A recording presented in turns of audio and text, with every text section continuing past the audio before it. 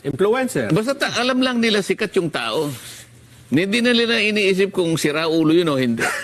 Di ba? Oo nga, tama. Okay, isipin, ang kanyang gawain magpatawa.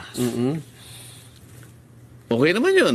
Marami naman tayong komedya. Maraming komedyante. Nakita mo naman yung mga institusyon sa komedya. Dolphy. Oo. King of comedy. Sino ang makikipagdebate na yung mga tao ngayon nakapagbigay ng talagang kasiyahan, pagpapasaya sa marami nating kababayan? Lalong-lalo na sa kahirapan ng buhay, di ba? Panchito, di ba?